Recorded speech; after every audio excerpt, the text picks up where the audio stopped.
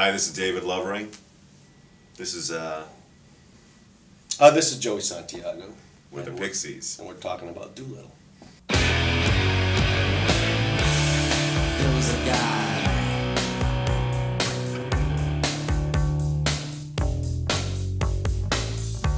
an underwater guy who controlled the sea.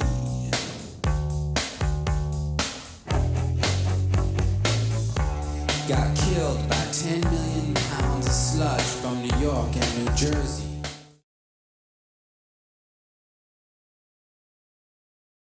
Certainly high hopes because Surfer Rosa was so well received.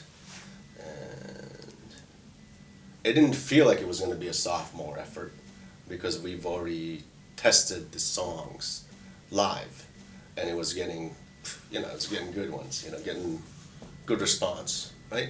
Yeah, I don't know how many songs we had done before or played them. But it was exciting because also our progression as well, everything we did from day one, trying to get from the clubs to the weekend, the same with the studios. What was that one? Drum solo? Remember that? Oh, that was one. What yes. do you want? Drum solo. It goes. And they would just like pitter patter and just do these dumb, stupid stuff because drum solos are what?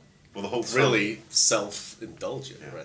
But Where's the the song guitar builds up. solos? It's what do you want to hear? A drum solo. What do you want to hear? It's repetitive. Then it finally comes to the part with the drum solo, and I drop my sticks. And this was a live song. I think we did it. We played it live. We should do it again. Yeah. Well, we used to drive ourselves around in the van. Dave and I would be the drivers, and because we were the fast ones, and we would go into town like it's like, where's the gig? Where is it? Then we see these kids, flannel shirts on and blah blah blah thing. He goes, we're getting close. We're not too far away. We always had an ESP though of where to pull off what highway exit though, and we nailed it all the time for some reason without even maps or whatever. We just got in the locale always. It was the weirdest thing, but We should have made that app for maps for Apple. When they screwed up, we'd show them where all the venues are. There. But our audience has changed. I mean, nowadays it's people my age and kids and bringing their kids. There's a big difference from now compared to back then.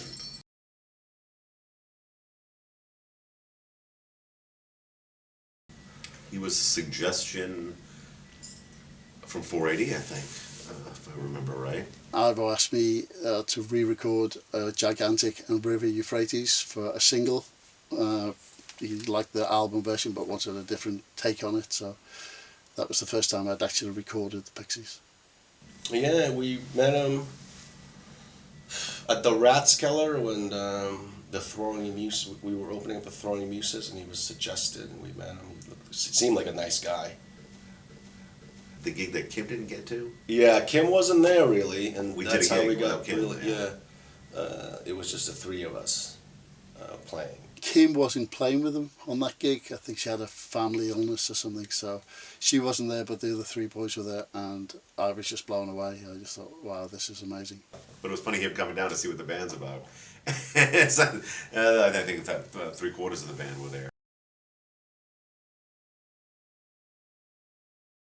Literally, what a producer does is you're a fly in the wall, because we were so close to the songs that we thought they were awesome the way they were, right?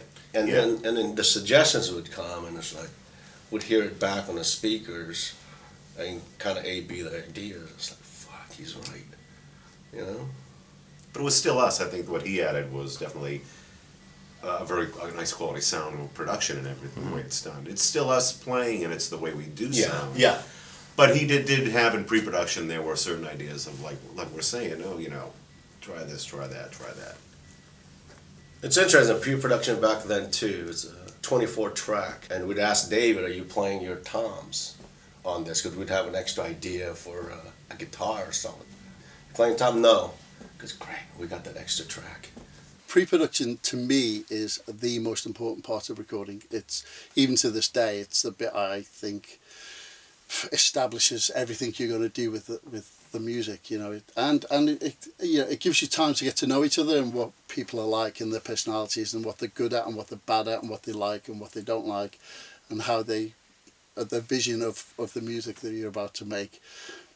So you'll get used to, you know, to talking about the songs and the arrangements, and then I could try ideas out with them and make sure that they're happy with what's going on. And you know, with any band, it's, you know, like drums and bass, and you have to see stylistically what they're like and what they can do, and then you sort of adapt the songs to make them work for them as musicians, so they enjoy them and you know, like gain ownership of wherever they're doing. It's very intense to the point where the kick and the bass, because had to, like, we were matching it, we were just having to do that. Dave was working out definitive parts. I mean, the rhythm just had to be there, you know. And that's Gil's forte. So it's still a very, very important part of the recording process to me, is pre-production. It's if not the most important bit, really. Yeah, and that's what we were new with working with Gil, and this is part of it, part of the production and everything. So it was some. I think he truncated. I think he good. That's not good enough. That's not good. That's good enough. So we actually had enough. You know, remember working on Tame. I remember working on Tame and Our Own. Here Comes Your Man. But we played Here Comes Your Man. Remember, it was like country. Yeah. This was a country version, and then he turned it into this pop thing, and it was like, oh, you know. Wasn't it Dead was speed slowed down or something? Yeah, Dead, and yeah. And a lot of songs were written down. And the bridge also Dead. That Yeah. came up on the spot. That was there. Pretty sure it was Dead.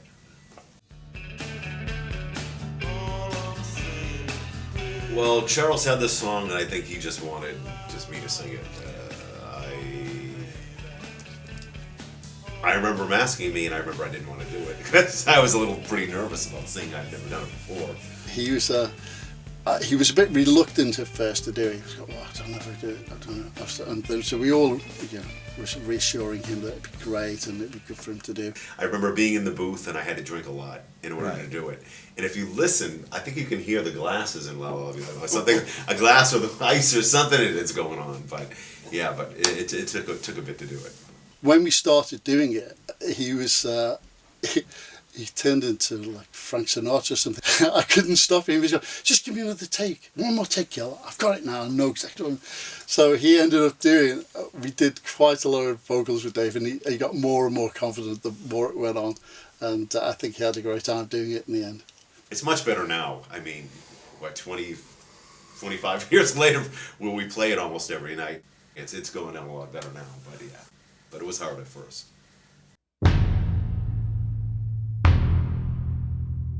Kim was playing, I think she was playing slide guitar on it, so we needed a bass. I think that's because I was prying Charles and Kim that I wanted to play bass, because I love the bass. And it was just something so simplistic that, I mean, I think anybody could play it. And that's why I got to play it, because all this is boom.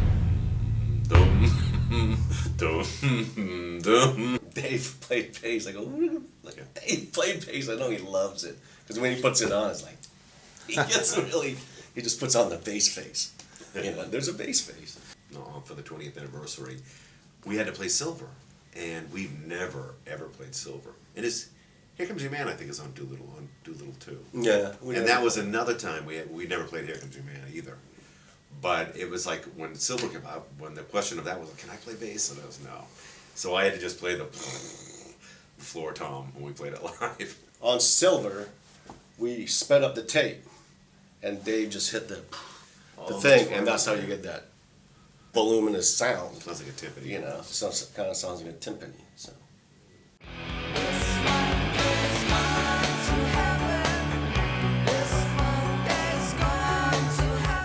The reason that we ended up with some strings on it is I was playing the backing track back in the studio, and I walked out in the control room, and I walked back into the studio, and Kim was by the grand piano, and she had a pick in her hand, and she was just picking the strings, going ding ding ding ding, and I thought, oh, that sounds great. It's just, you know, it's just a nice little odd sound. which we ended up recording and putting on there. And just the sound of it reminded me of plucked strings. So I thought, oh, that might be really good to have some plucked strings and a cello. And so I approached the band and said, because I love strings, I always have historically. I just think strings are great in rock if they're used right. So I said to the band, do you fancy doing this? Is this something? And they were like, oh, I think they were quite excited about the idea of it. There wasn't any talk of either doing it on a synthesizer, or else we got to get the real thing. But we didn't really have time to do the strings in Boston, just because we only had the Dare song, and it meant too much to try and organise a string section to come in, even a small one, a quartet, which is sort of what I wanted. We wouldn't have had time to do it, so we left that, and we did that at the Carriage House up in Connecticut. When we were mixing, we just spent an evening with. I got like a local. I think it was the orchestra. I can't remember who got it from. I think the studio manager organised. We had a little 8-piece section that came in. Kids from Juilliard. Yes, it was 5, I think, or 4. I can't remember. And it was funny because they all came in. They'd all been at some concert, so they'll come in with the dicky bows and the black suits and things, and the girls had long dresses on. It looked, it was good. It wasn't like, it was like proper. So the band were all impressed, going, oh, it's strings. And so we hadn't written anything out, and they were really good. So I had an idea what I wanted in the parts. We played them the parts, and they just scored it for us. So. And there was nothing else. That was the only song that pretty much calls for it, I think, on the album.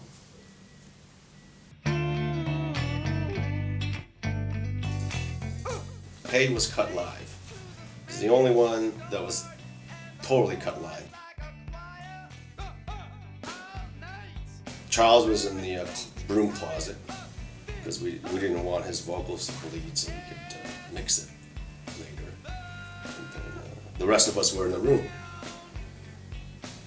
And the studio was amazing. It was Downtown Recorders in Boston. It was a great studio, lots of nice mics, but there weren't that many booths. You could have the band all set up and play. That's why we did vocals as overdubs, because there would have been too much spill down the vocal mics. So the only place they could put Charles was a little cupboard in the corner of the studio, and he literally had to play the guitar. Had a vocal mic there, and he had to play the guitar, sort of like this, and doing his vocals. So and that's still one of my favourite performances on the whole album, I think, just because it was live and everybody was on the edge of the seats to get it, and I think it's an amazing vocal. It's very real, very honest. And I think it's because we've played that song a lot. I think we knew that song the best out of all the songs. And it had to have that feel, like you could sense this group looking at each other, because it doesn't have like we're grooving along, we're just ourselves. It's got that human feel because you could almost sense people staring at each other. That was a huge Doolittle. I don't know. No idea. Well, it's part of the lyrics in one of the songs. It's part of the lyric. Crackney Jones or Mr. Greaves? Mr. Greaves. It was just Charles's father wanted the album to be called Whore. I think it just came from the lyrics. That's all. So it was Whore versus Doolittle.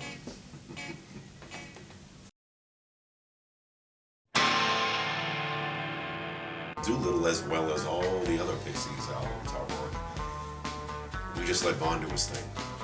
And that's always what it's been. And I don't think we get proofs or anything. It's just until it's done, there it is. Because when we were signed to 4AD, we like the artwork, especially with Come On Pilgrim. That first one was pretty cool for us. That was a sleeve in itself, and I remember Charles and Joey saying recently, Charles saying it was receiving the proof, the 12-inch proof of that naked man with a hairy back, pulling it out of a brown envelope at lunchtime while they're working in their button factory. That confirmed the presence of the band to them. So after that, we just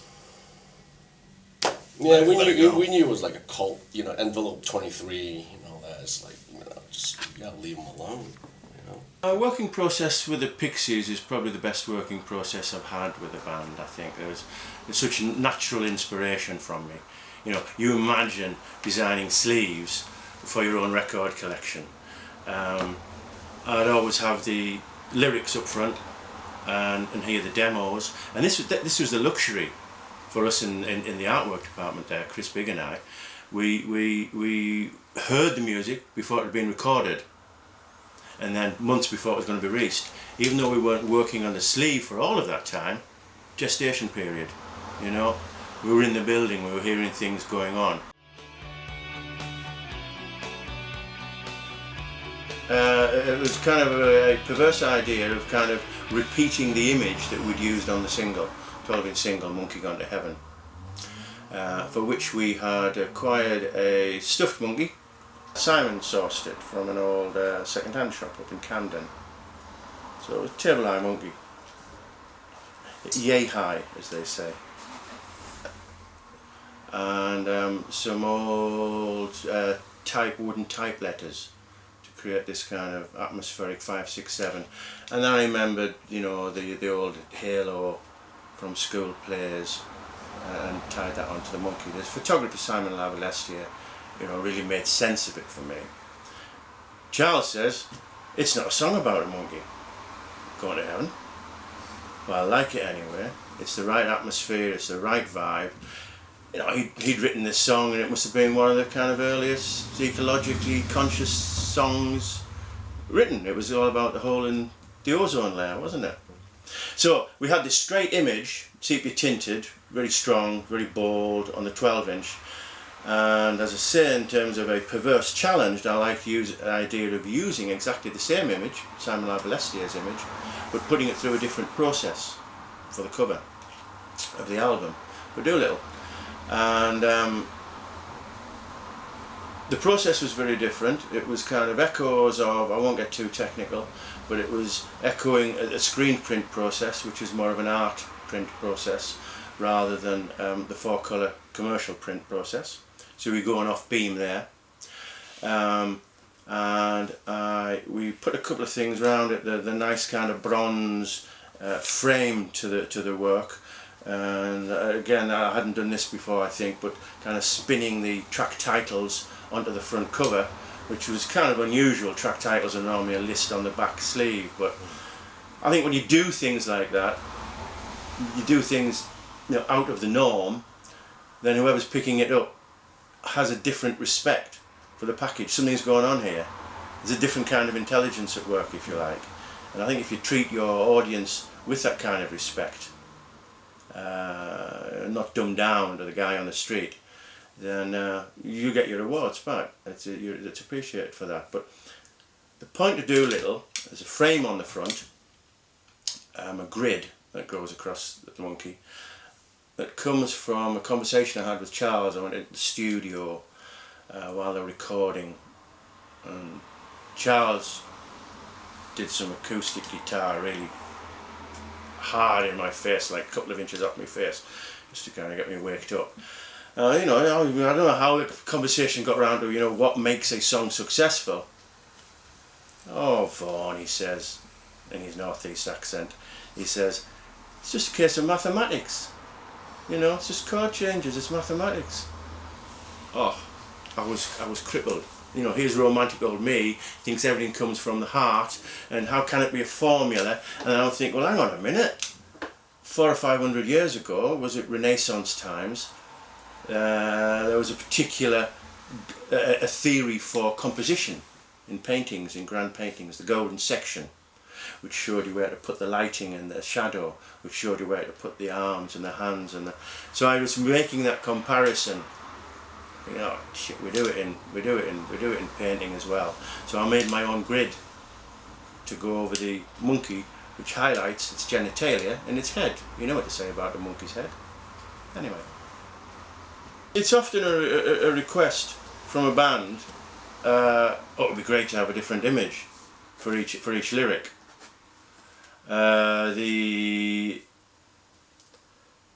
the chances of that are kind of very limited if you're going to put as much effort into the images. So all of these images, again, this was this one where I gave Simon a lot of freedom. And that's how I work with photographers. I don't cramp the style. I've got them in for a certain reason. To me, Simon's personal work was Pixies. He's like a fifth member of the Pixies. His aesthetic fitted. So I gave Simon a lot of room to create these images. If you look closely at the lyrics, the spoon is the gouge away. You know, the spoon is the gouge away. Mr. Greaves is hanging on an old, is it rope? Soap on a rope? No, swinging from a good old rope, isn't it? You know? Dead, you're dead, pig's heart. You see that, you know, walking on crustaceans, the idea of the shoe and the crab. Is it all making sense now? 150 years later, 150 or 25. Cinderella, hips like Cinderella. Oh, sexy, sexy bones. And we're chained. You know, the glove and the thing. And then this was my favourite because it's an image that resonates and grates, the idea of teeth on a bell, as loud as hell a ringing bell. You see, there's not always reasons for what we do, but I can rationalise this one. And I would say a lot of that image making was down to Lava Lestia and Ardonitic, and big up Simon, really. As loud as hell a ringing bell, behind my smile, it shakes my teeth. And all the while, as vampires Gouge away. I mean, it sounds like a cool, clubby song, you know. You can envision, you know, just dark lights, hardly anything, you know, hardly any lights, just dark, and you know, just a cool scene. You know. Tame is really good. I like playing Tame. It's fun to play. It's played very well on the album. So Tame and Monkey Guide. The concept for me of the album was that you sort of got on it was like getting on a roller coaster ride where, you know, you started and you couldn't get off, and you went on a little journey through, and you know, then finished, and that was the end of that. So I think all the songs on there fulfill that function. You know, it's a really nice journey that it takes you on. Hey, possibly just because of it's like one of those moments as a producer that you remember. I see it as a complete album. Tame I adore. And I Bleed. I don't know. You can't. A bit debaser. There was Millipede. Millipede, the arcade game in the studio. You know, I'm sure the boys played it a lot. Well, I'm not actually. They were supposed to be rehearsing, I think, or practicing. So I don't know how much time they ended up playing Millipede, but I don't remember it very well because I never played it. Where's Gil? Playing Millipede. Millipede is like Centipede, and they come at you, and you know, you just shoot them. It's a cool game. It's very addicting. We could have recorded more songs. We had more gems. Blame those little centipedes. You know, you talk about going to a gig. 2 nights at the Forum. It was supported by Per Ubu, another favourite. Play the gig, tumultuous. Off, back on for an encore, into the wire. Next night, and you know, you kind of you know about the cadence and cascade and the rhythm of a live gig. You've got to get to this after this, editing, you know, for the thing. Next night, we just go through the whole fucking thing backwards. Start with the encore, go off, come back on, and just and it works perfect. To my mind, that's genius. Charles was very precise about what a song was. It was very in and out. It wasn't. He had no room for waffling about anything. It was just, that was it. It went verse, chorus, verse, out, sort of vibe. And sometimes I would go, well, let's put a middle eight in, or let's repeat the chorus. And he was like, oh no, we don't need to do that. Why? I've played it once, so I don't need to play it again. And I was going, well, it's good. It's a good chorus. Let's, you know, we could do another one there. So it made me have to think about how I presented things to Charles that was excited him why he was going to play a song twice, not a song, a chorus or a verse or any of the parts, why we needed to repeat it. So, and then we didn't really repeat things, we had to enhance them and build them. So we did a lot of that, and we talked about that a lot over those days. And one day, on the second day I think it was, he got really, because I was trying to extend things, and he was going, well, we don't need to extend it, which is true, you don't need to do anything, but, you know, I mean, I just thought it was better for the songs if things happened again and give it development time. And anyway, so we went out to get a sandwich. We went into Tower Records, which is just around the corner from the apartment, and he took me in there, and we went over, and he got Buddy Holly's Greatest Hits, and he got that out of the shelf, and I was like, okay. And that was just to go, and he just gave me it. I said, look at the times on these, and if you look the best of Buddy Holly's Greatest Hits, all the songs were about 2 minutes. If a Buddy Holly song very rarely went into 3 minutes. They were all like 150 or 220 or something. So, and that was his point, that you don't have to be long to be great, and which is a great point, and they don't. We used to play it back and forth. Gil showed us how to rewind the tape, so we won't fuck it up, so we won't. Right. So, and we kept listening to it. And in my mind, I said, oh, we're just going to, this is going to be a great record. I don't think we're going to sell much of it. And it's just going to be a stepping stone for people. I really did. I didn't say it to you guys, because it's embarrassing in the studio. That's what it was. Yeah, People liked it. It didn't do it. Hey It didn't sell much. guys, we're going to be good. This is a stepping stone. We're welcome. No way. I just thought it in my head. Oh, the very idea of kind of being here 25 years later is extraordinary. You know, when you're in that moment at that time, and part of the culture, and working and helping pull this whole project together, you don't really think you're going to be ruminating on it 25 years later. It's kind of a moment in time in popular culture, which is ephemeral. And the way things have gone, we're now in a space where we are recognising outstanding keystones in music, really. It's the honesty of it, and the melodicness of it, and the power of the music. I think the simplicity of it as well is that thing about being portable, and it was a band performance. I think the way we went about recording it was, it was honest. It was what the band were. I think we'd rehearsed really well, and that comes across when you listen to it. It feels like a band in a room playing songs. I think it's just they're good songs. That's the answer, really. They're just good songs, and I think they've stood up, and people like them still. And